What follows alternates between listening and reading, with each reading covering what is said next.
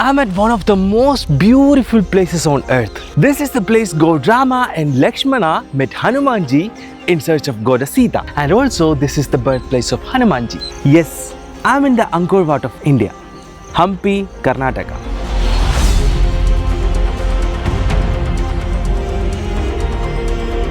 Here we can see amazing temples, ancient engineering marvels, and literally feel the presence of God. We're going to explore each and every temple and the impressive ruins of Vijayanagara Empire. So let's go!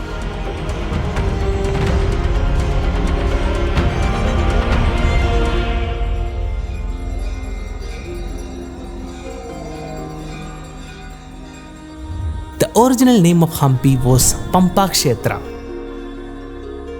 Later it became Kishkinda and finally it was renamed Hampi. It was the capital of the Vijayanagara Empire and sits on the banks of the Tungabhadra River or Pampa River. So let's start our journey with the most famous Virupaksha Temple in Hampi.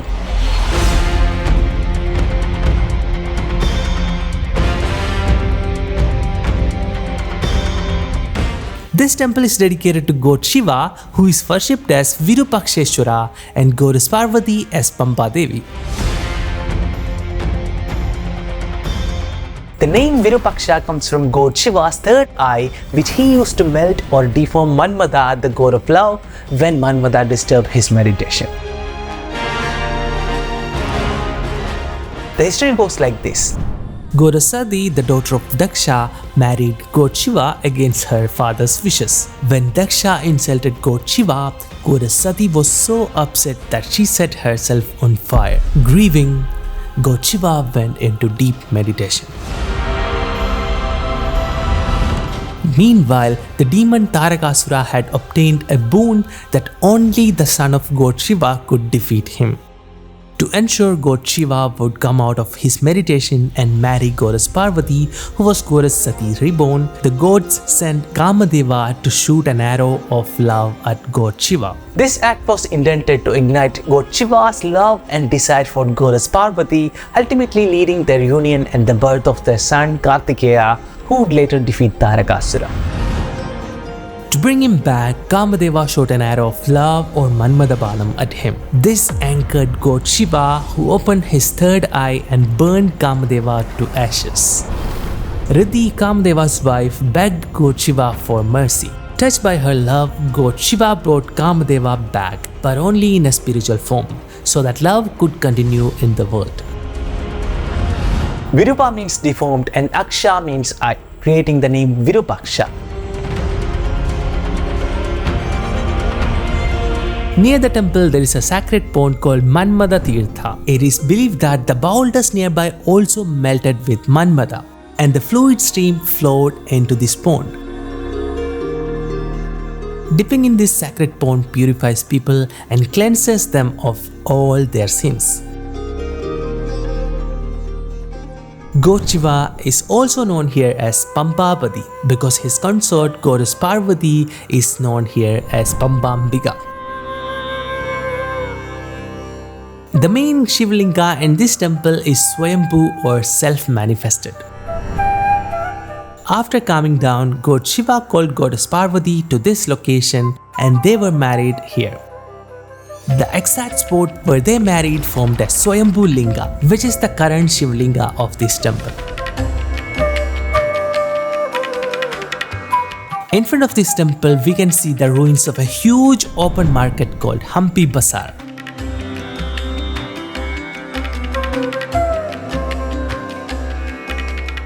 Many traders from Europe, Middle East, Southeast Asia used to come here to trade their horses, gold, diamond, etc.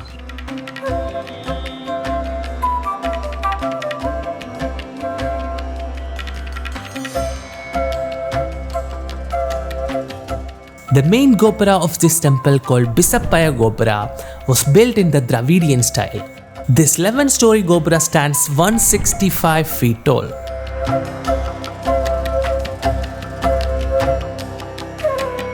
The smaller second Gopura, built in the Vijayanagara style, was constructed after the coronation of the king Krishna Devaraya, which is why it is known as Rayara Gopura.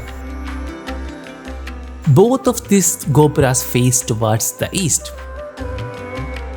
This entire temple was not built by a single king, but various kings over different periods.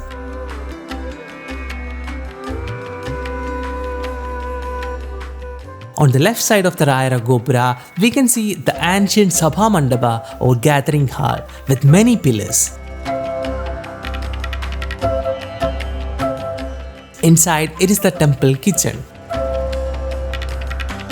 On the right side of the Rayara Gopura, we can see Phala Puja Mandapa, which is the exact place where the marriage engagement ceremony of God Shiva and Goddess Parvathi took place.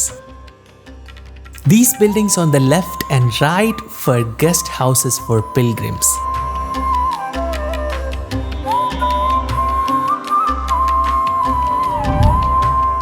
This area is called Pancha Peeta. The first one is Deepastambha, which was used to place lamps. The second one is Ishtardi Siddhilinga or wishing stone. It is believed that any wish made by touching this Shivalinga will be fulfilled within a year. The third is Naivedya Peeta, a place to keep offering for the deities. The fourth one is Dvajastambha, for placing the flag. The fifth one is Nandi Mandapa. The amazing thing is that we can see 3 Nandi Bhagwan Murtis here, which is very rare. This is because the temple has Trimurti Sankalpa representing God Brahma, God Vishnu and God Shiva. Additionally, 3 daily pujas called Trikala Puja are performed here, which is why these Nandis are known as Trikala Jnana Nandi. On our left, the temple is known as the Mukti Narasimha Swami temple. It is believed that praying here cures all obstacles and problems. Nearby, there are also the Surya Narayana temple and Tarakeswara temple. At the entrance of this Kalyana Mandapa, we can see a carving of a mythical animal known as Gajayali. This carving features 6 animals in one. The body of a horse symbolizing speed, the face of a lion indicates strength, fox ears symbolize cunning, the peacock hood represents beauty, and the elephant trunk symbolizes culture and tradition, as elephants are essential in all festivals. This mythical animal combines all these qualities.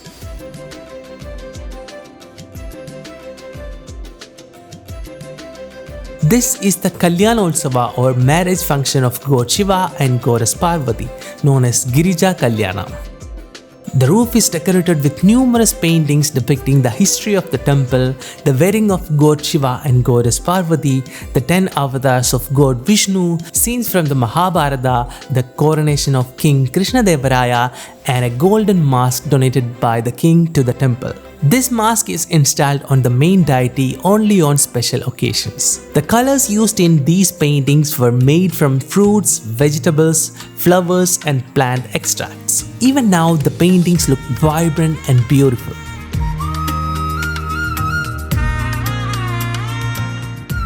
These are Dwarapalakas or doorkeepers of God Shiva named Nanda and Sunanda.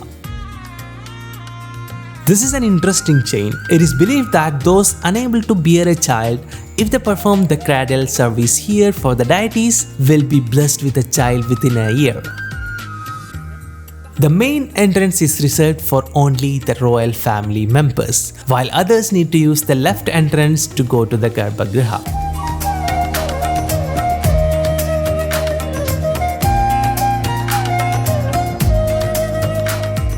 These huge temple bells weigh 50 and 25 kilos.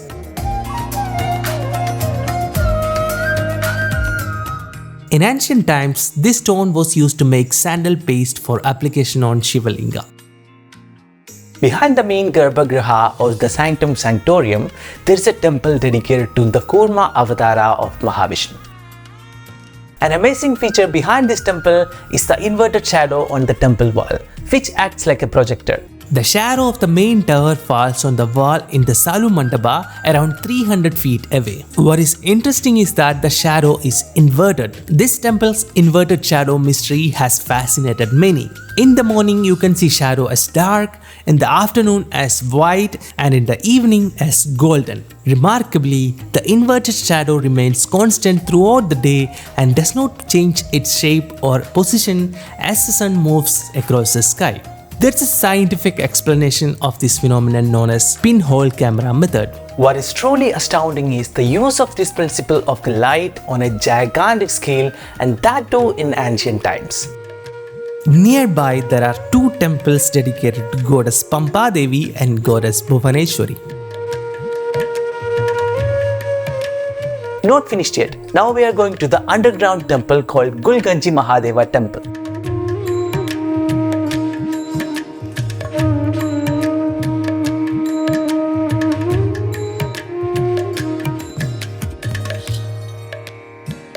Inside, we can see Shivlinga and God Vishnu together with Nandigeshwara nearby. The back of this temple is quite dark because there is no doors. To solve this, the ancient engineers made holes in the ceiling to let in the air and light, though some of these holes were closed during the renovations. And also, every day, a free lunch called Anna Prasada is provided to the devotees at this temple.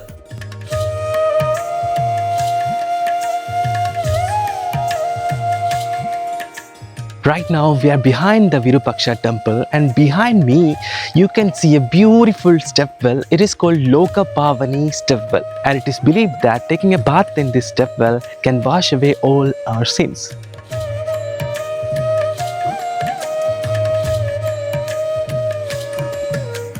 The water from this pond is considered very sacred, and it is from a spring and it never dries. And this is the only water is used for all the rituals in this temple.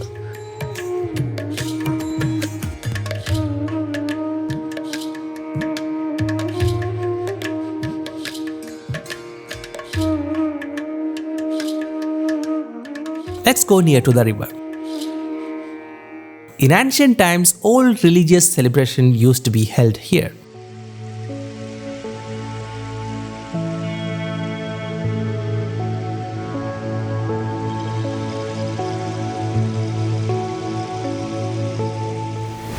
Ancient times, many Sultanate kingdoms fought against the Vijayanagara Empire, but as the name Vijayanagara means victorious city, none could defeat it. However, in January 1565, all the Sultanates of the Deccan united and attacked the Vijayanagara Empire. King Ram Raya was captured and beheaded on the battlefield. After the battle, the Sultanate marched to Hampi. For more than 6 months, the city suffered extensive looting, destruction and burning. The once glorious capital was devastated. Its temple, palaces and marketplaces were systematically destroyed. The invading armies destroyed the temples and took away vast amount of treasure, leading the city's near total destruction. The temples and ruins of Hampi still have many stories to tell. More episodes with amazing temples and the history of Hampi and Vijayanagara Empire are coming soon. Thank you for watching this video. If you have any questions, feel free to ask in the comments. See you in the next part of this series. Hari Om Tat Sat.